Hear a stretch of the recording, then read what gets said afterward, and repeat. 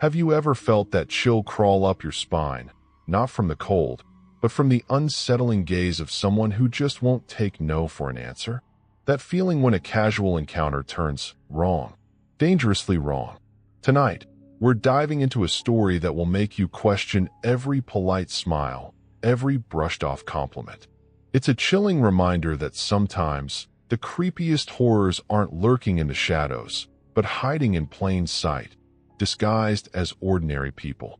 If you're brave enough to hear a tale that will leave you looking over your shoulder, make sure to hit that like button and subscribe for more spine-tingling stories. Because trust me, you'll want to share this one, and you definitely won't want to miss what's coming next. The fluorescent lights of the pro department hummed overhead, a constant, slightly irritating drone that was as much a part of the atmosphere at home improvement haven as the smell of sawdust and paint thinner. It was closing shift, that stretch of time where the day's frantic energy slowly bled away, leaving behind a quiet anticipation of locking up and heading home. Usually, it was my favorite part of the day. Me and Nicole, the other closing cashier, we'd start straightening up our registers, counting down drawers, maybe sharing a few jokes to keep the lingering fatigue at bay. Nicole, she was something special. Kindness just radiated from her. It was in the gentle way she helped elderly customers find the right kind of screws, in the patient smile she offered even to the rudest contractors who stormed in 5 minutes before closing. She had this incredible warmth about her, like a little pocket of sunshine even on the dreariest days. And yeah, she was beautiful too. Not in a flashy, attention-grabbing way, but with a quiet, understated beauty that caught you off guard. Big, soft brown eyes, a smile that could light up the whole department, and this cascade of dark, wavy hair she always kept tied back in a practical ponytail for work, but you just knew it was gorgeous when she let it down. Contractors, they were, well, contractors. A lot of them were gruff, all business, in and out with their lumber and nails. But some were different, especially with Nicole around. It was a daily occurrence. The compliments, the lingering glances, the clumsy attempts at flirting. You have a beautiful smile, you know that? Working hard or hardly working, beautiful? Dinner sometime? My treat. It was usually harmless, just a few awkward lines, a dinner invite she'd politely deflect with a soft, thank you, but I'm not available, or a simple no, thank you. If I'm being honest, if things were different, if I hadn't known, I probably would have tried my luck too. She had this way of making you feel seen, like she genuinely cared about what you had to say, even if it was just about the price of drywall. But I knew, and knew is maybe too gentle a word. Nicole had a girlfriend, a wonderful, funny, intelligent girlfriend named Sarah, who she talked about all the time. Sarah was studying to be a vet, and Nicole would beam whenever she told me about Sarah's latest accomplishments, her passion for animals, her infectious laugh. They were perfect for each other. The constant attention from men, though, it clearly bothered Nicole. She was a private person, and this unwanted spotlight felt intrusive. Early on in our friendship, when I first started noticing the contractor's advances, I'd suggested, maybe a little too bluntly, just tell them you're gay, Nicole. Shut them down quick. She'd always just shake her head, that gentle smile softening even further. It's none of their business, Alex. Why should I have to explain my personal life to every guy who wants to ask me out? It should be enough to say no. Politely. Repeatedly. And she was right, of course. It should be enough. But sometimes, should and is are miles apart. Nicole and I, we clicked almost instantly. It's rare to find that kind of easy camaraderie at work, especially in retail. But with her, it was effortless. We had the same dry sense of humor, the same quiet work ethic, the same appreciation for surviving a long shift and finally clocking out. She became more than just a coworker. She was, in that short span of time, my best friend at home improvement haven. We covered each other's lunch breaks without even asking. We'd share snacks and coffee, and we'd definitely keep each other sane through the endless parade of demanding customers and inventory discrepancies. That day, the day things shifted, it started like any other. I'd just gotten back from my lunch break, a hastily eaten sandwich in the break room, and Nicole was at her register, a slightly strained smile on her face. "Oh, hey, Alex," she said a little too brightly. "You missed some excitement." "Excitement?" I raised an eyebrow, leaning against the counter. "In the pro department? Usually, the highlight of my afternoon is finding a pen that actually works." She chuckled, a short, nervous sound. "Not this kind of excitement. Creepy excitement. This guy, he was, flirting. Pretty aggressively. Contractor, I guessed, already picturing the usual suspects." "Yeah," she confirmed, fiddling with a pen cap. "He was insistent. I told him I was with someone. You know, I have a girlfriend, the whole thing. He didn't seem too happy about it, but he eventually left." I shrugged, dismissing it. "Just another horny dude, Nicole. They're a dime a dozen in here. Forget about it." I even gave a light-hearted laugh, trying to downplay it. But even as I laughed, I saw the unease still lingering in her eyes. She wasn't convinced it was nothing. And maybe, subconsciously, neither was I. Later that afternoon, the man came back. Nicole wasn't at her register. Mr. Henderson, a regular customer who was renovating his entire house room by room, had needed help finding a specific type of lumber, and Nicole had volunteered to walk him through the aisles. So it was just me at the pro registers. He walked into the department, and even from across the room, I felt a shift in the air. It was subtle, but palpable. He moved differently than the usual contractors, slower, almost predatory. He scanned the department, his eyes darting around, not really looking at anything in particular, but searching. He was, objectively speaking, attractive, in that generic, forgettable way that some men are. Dark hair, decent build, clean-shaven, wearing ordinary jeans and a plain t-shirt. Handsome, maybe, to someone looking for that kind of blandly appealing look. But there was something off about him. Something in his eyes, a kind of intensity that felt unsettling.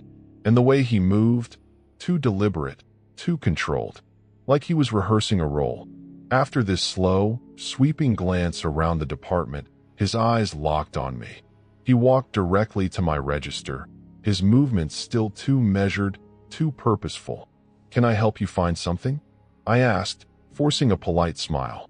Standard retail greeting. Trying to sound normal, even though my gut was already twitching, screaming something's wrong. He leaned closer to the counter, and his voice, when he finally spoke, was lower than I expected, almost a murmur. "I'm here to see Nicole." Just those words, simple as they were, sent a fresh wave of unease washing over me. It was the way he said it, like he was entitled to see her, like she was an appointment he was expecting to keep. "Nicole's helping a customer right now," I said, keeping my voice even. "Is there something I can help you with in the meantime?" He ignored my question. "How do you know her?" he asked, his eyes narrowing slightly. "She's my coworker," I stated, keeping it simple, hoping to redirect the conversation back to business. "Did you need help with lumber, or paint, or—" He cut me off again. "I came in earlier," he said, a strange little smile playing at the corner of his lips. I asked her out. She said yes. My eyebrows shot up. She what? I knew Nicole.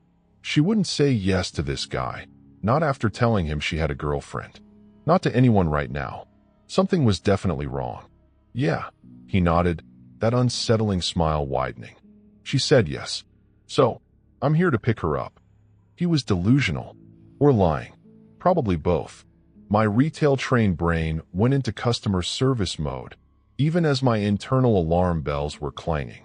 "Sir," I said, trying to keep my voice calm and neutral. "Nicole actually left for the day. She's already gone home." It was the standard, polite lie we all use to get rid of unwanted attention. His smile vanished, just wiped clean off his face. His eyes hardened, and that unsettling intensity sharpened into something colder, something sharper. Annoyance flared in his expression, quickly morphing into something darker. "She left?" he repeated, his voice now laced with a sharp edge. But she said she'd go out with me. Well, I stammered, my mind racing, trying to find a way out of this weird, escalating conversation. Maybe there was a misunderstanding? She probably meant another time. Lame. I knew it was lame, but I was grasping at straws. He crossed his arms, a defensive, almost aggressive posture. I want to speak to Nicole, he stated, his voice flat, demanding. I want to ask her out again. He was circling back, contradicting himself, and it was making my skin crawl. This wasn't normal. This wasn't just a persistent guy. This was something else. Sir, I said, trying to assert myself, to draw a line. You can't do that. She's not here. And even if she was, she already said no. Why not? He challenged, his voice rising slightly, that unnerving smile flickering back at the corners of his mouth. But now it was twisted, mocking. Why can't I ask her out again? My mind blanked. I was a terrible liar, especially on the spot. I couldn't come up with a plausible excuse, not quickly enough. And I definitely couldn't tell him Nicole was gay, not without outing her, against her wishes, to this increasingly unstable-seeming man. Panic flared, a quick, hot burst of adrenaline. And then, stupidly, impulsively, the first thing that popped into my head just tumbled out of my mouth. Because, I blurted out, my voice cracking slightly, because Nicole is my fiancé. Silence descended, thick and heavy. He just stared at me, his eyes wide, unblinking. The silence stretched, the fluorescent hum of the lights suddenly amplifying in my ears. I held my breath, waiting for his reaction, praying I hadn't just made things exponentially worse. Then, slowly, a look of utter confusion spread across his face, replacing the anger, the annoyance, the unsettling intensity. He blinked several times, as if trying to process what I'd just said. Your fiancé? He repeated, the words laced with disbelief, almost disgust. She's engaged to you? The way he said it, the inflection, the outright disdain, it stung. Okay, so maybe I wasn't exactly Jason Momoa. I was average. Maybe a little below average, especially on a long closing shift, tired and rumpled in my home improvement haven polo shirt. But someone like me? What was that supposed to mean? Was I that repulsive? That unworthy? A flash of anger sparked within me, hot and sharp. But I tamped it down, focusing on the bigger picture. Divert. Defuse. Get rid of him. Yeah, I said, forcing a confident tone, even though my hands were starting to sweat. We're getting married in a couple of months. So yeah, she's taken.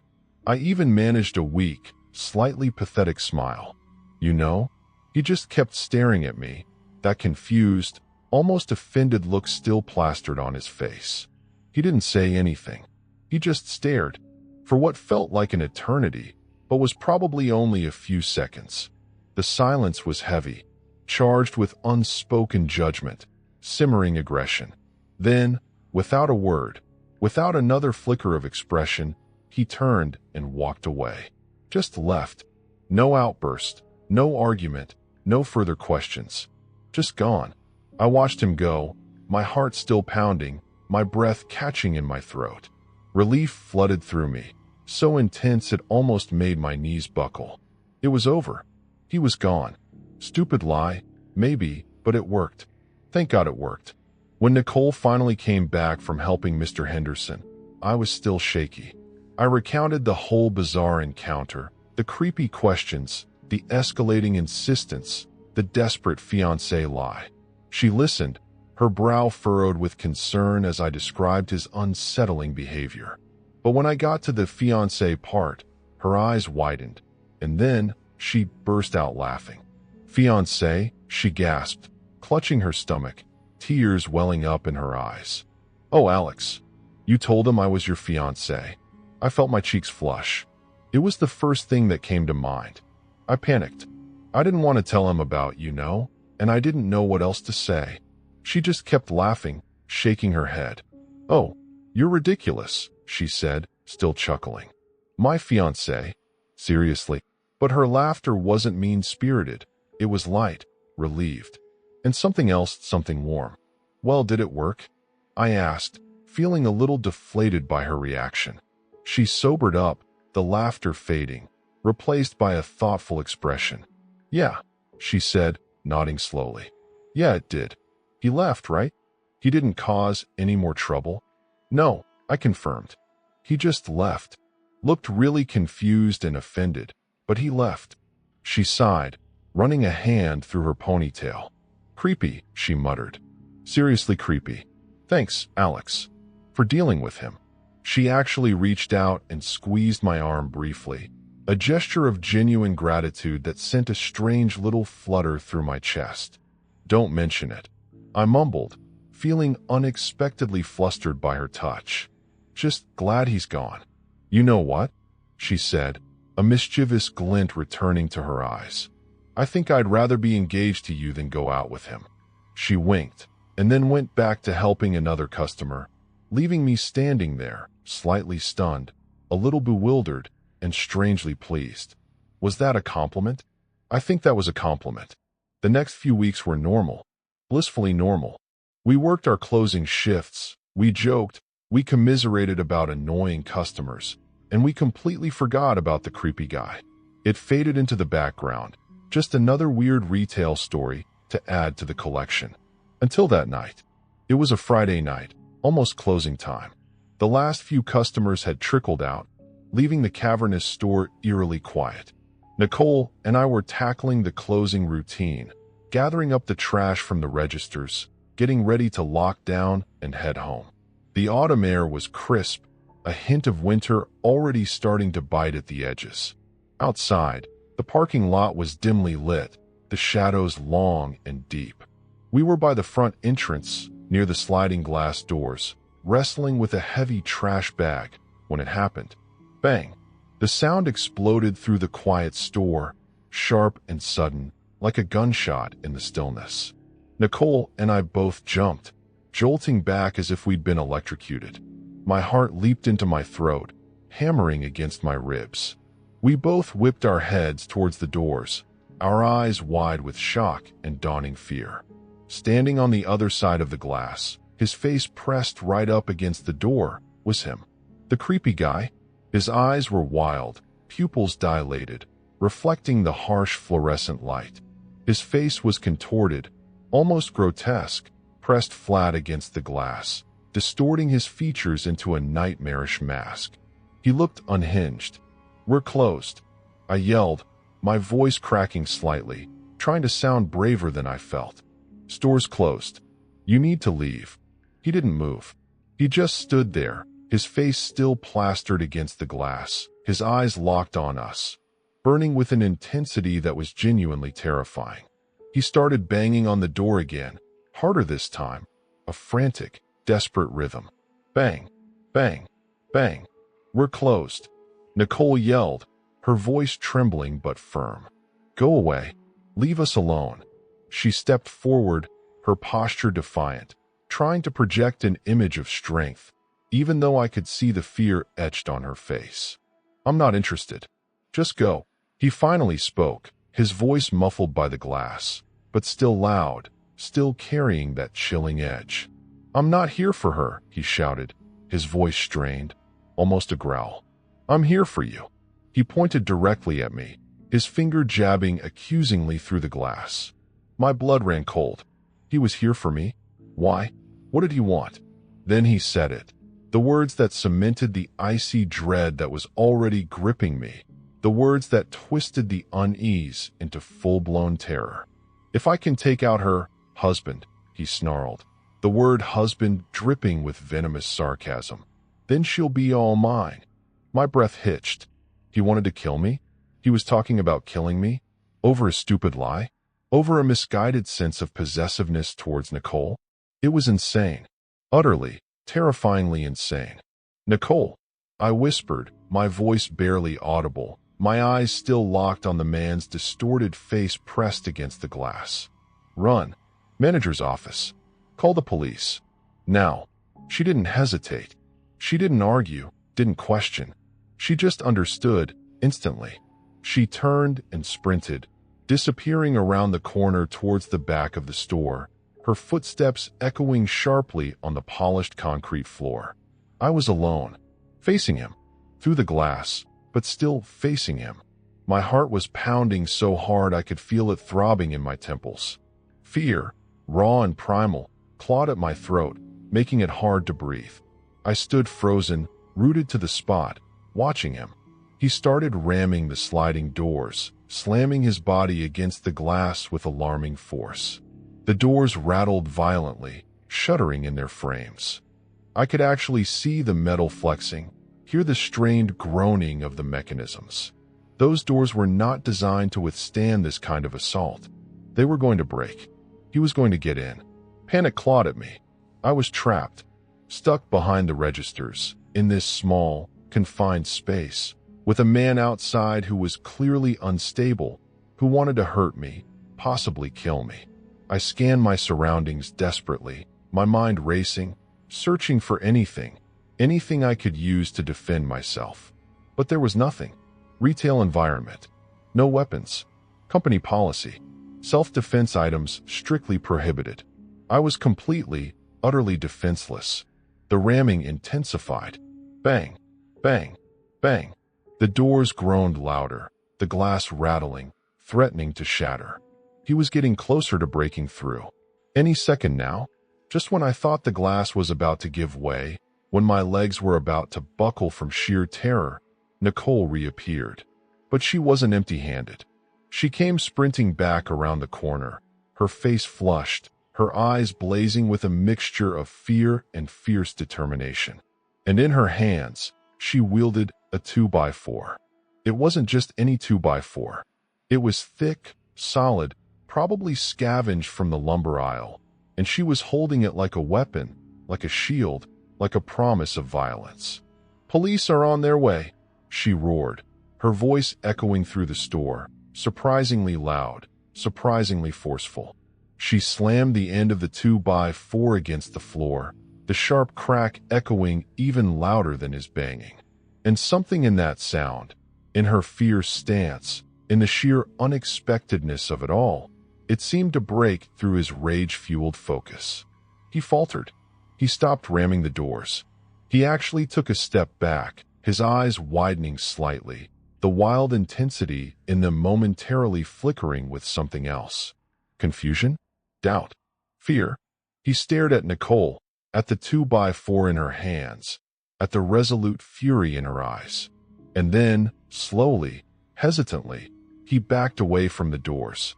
He turned, and he ran. He sprinted across the parking lot, disappearing into the darkness beyond the reach of the store's dim security lights. Relief washed over me, so potent it was almost dizzying.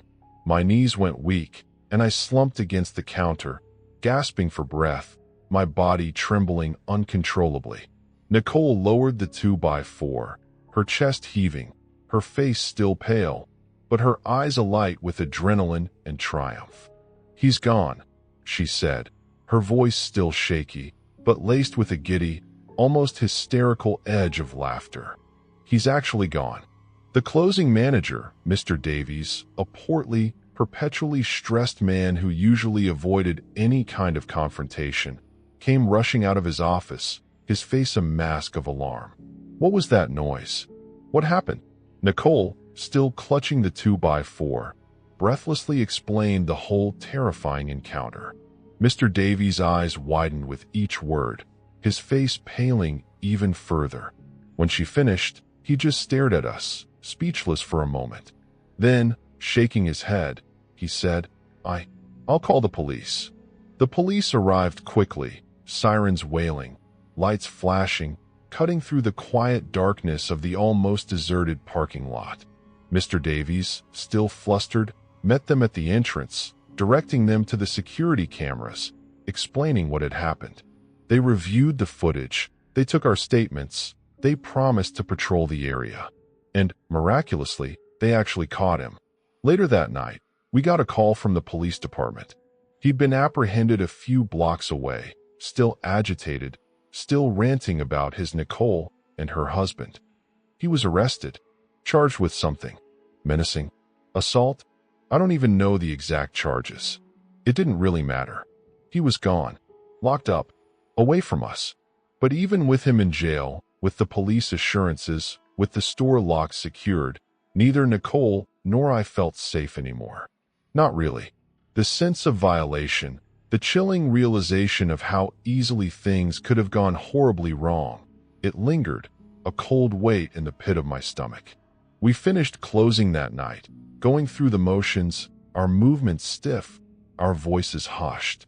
The usual end-of-shift camaraderie was gone, replaced by a tense, fragile silence.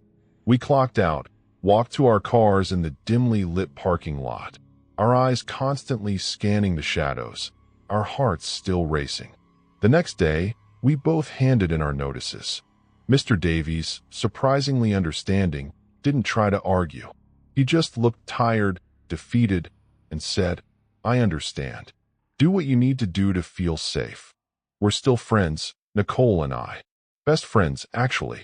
We even ended up going to the same college, taking classes together, supporting each other through exams and late-night study sessions. We both work part-time jobs now, different jobs, less eventful jobs. We pay our way through classes, and we navigate the normal chaos of college life. Sometimes, late at night, when I can't sleep, when the quiet darkness feels a little too heavy, I think about that night. I think about the fear, the helplessness, the sheer terror of facing that man at the door. And then I think about Nicole, running back with that 2x4, her face set with fierce resolve, her voice ringing out in the silence, chasing him away. I'm glad she was there. I'm so incredibly glad she was there. I don't know what would have happened if she hadn't been. I hate to even imagine what he might have done to me. Or worse, what he might have done to her. She says she's glad I was there too. She says having a guy around, even a slightly pathetic, easily terrified guy like me, might have made him less confident, less willing to escalate. Maybe it's true. But for me, it was a wake-up call. A harsh, brutal lesson about how dangerous it can be for some girls, for Nicole, for women everywhere, when an interested guy just doesn't want to take no for an answer. When a polite smile and a gentle no thank you aren't enough. When a simple rejection can twist into something dark, something obsessive, something terrifying. It happened a little over 2 years ago now, and I wanted to share it somewhere, just to remember. To never forget the lesson I learned that night. To never forget the fear and the relief and the incredible, unexpected bravery of my best friend, Nicole. But sometimes, late at night, when the city quiets down and the shadows stretch long and deep, I still find myself glancing over my shoulder, wondering, what if he comes back? What if he's still out there, somewhere, nursing that twisted obsession? What if you want to hear more stories that will keep you up at night, stories that explore the darkness lurking just beneath the surface of everyday life, then make sure to like this video, subscribe to the channel, and let me know in the comments if you want to hear part 2 of this story. Because sometimes, the real horror, it doesn't end when the police arrive. It just changes. And trust me, there's more to this story than you think.